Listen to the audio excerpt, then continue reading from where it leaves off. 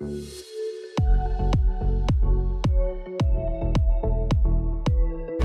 now that we have the settings in our camera figured out, let's talk about the lenses themselves and what make lenses ideal for certain situations. So, there are several factors to consider when you're talking about how a lens functions, what purpose it's going to serve. So we're going to talk about those different aspects. We've got the focal length of that lens, and you'll very often hear that referred to in terms of millimeters, all right? A standard kind of focal length for a lens is about 50 millimeters. That's about the same image, width that you're going to get from your standard vision as a human being. Okay, and so what that means is the focal length basically determines what Alan was talking about, the field of view. How wide a field of view will the lens capture?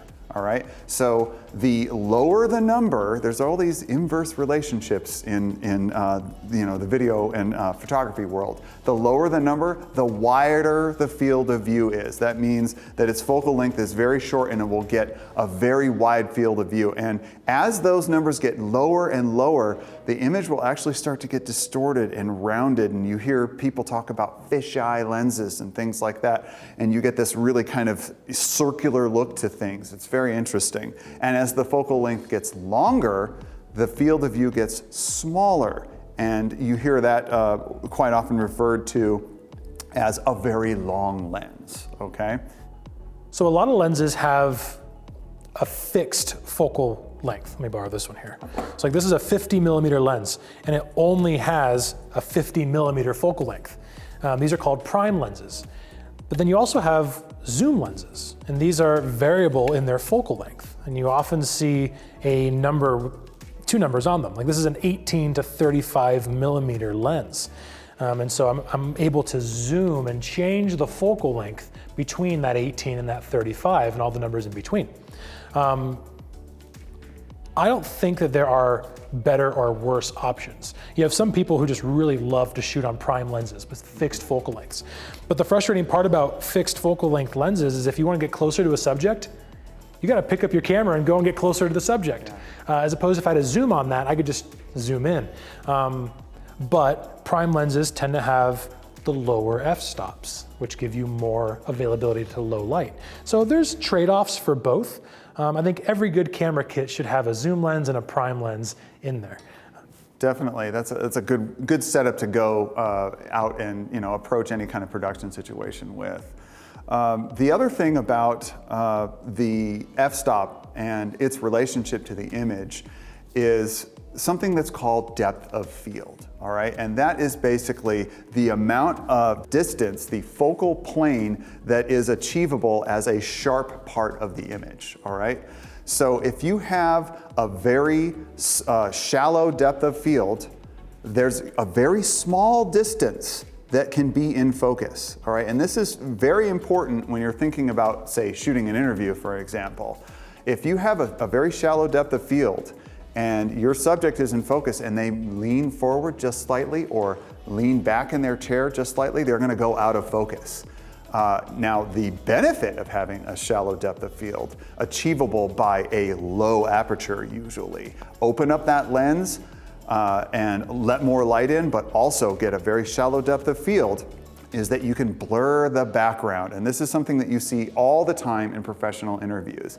You can set somebody up in front of a bookcase that would be very busy and all these different colors and all these different shapes and everything, and it would be very easy for them to get lost in that. But if you have a shallow depth of field and that background is blurred, it becomes this wash of kind of cool, muted colors and shapes, and the subject themselves is actually placed primarily in focus.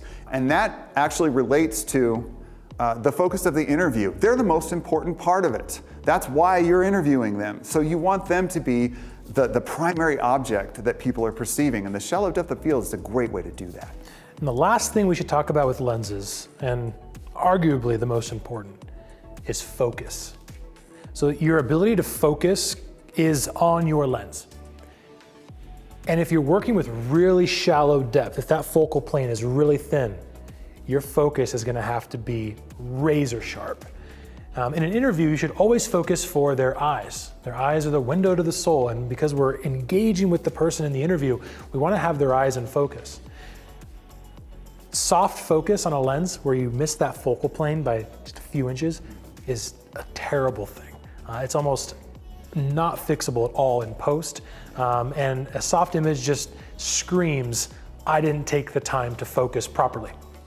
So when you sit somebody down, have them look directly to where they're going to be looking, punch in if your camera allows you to, and focus exactly on their eye. If they get up and move because they want to go get a drink of water and they come and sit back down, focus again. And the focus ring on every lens is usually the front-facing ring. So on each lens, on a prime lens, it's probably just the only ring on there. But find that focus ring and get comfortable with the direction of it, whether it's focusing further or focusing closer, and get really comfortable catching focus every single time you start a shot. Definitely, yeah. In between shots, even if the person hasn't moved, you should check your focus every single time. It's one of those things that you need to be constantly aware of.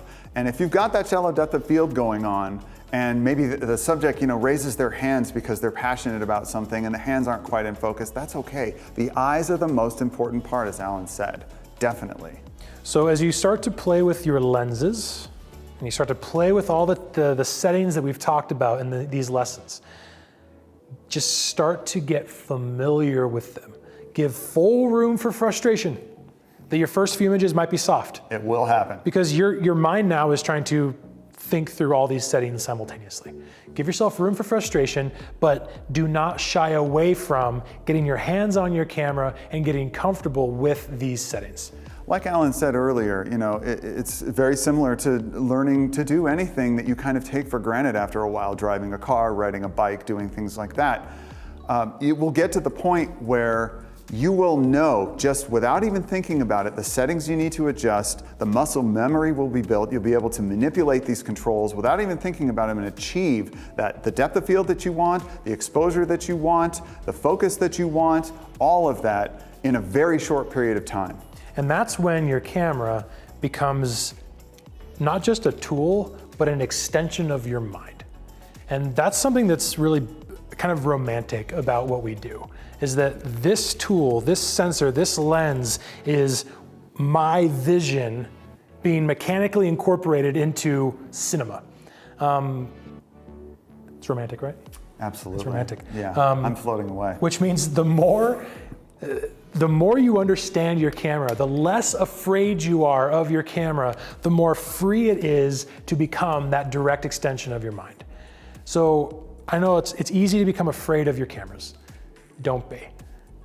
Pick it up, go outside right now, and start to play with these settings. Absolutely. They're very important and they will achieve the look that you're going for. The end result depends on all of those little settings, all of those little components that we're talking about. You master those and you will master the end result image and ultimately the product that you're going to create.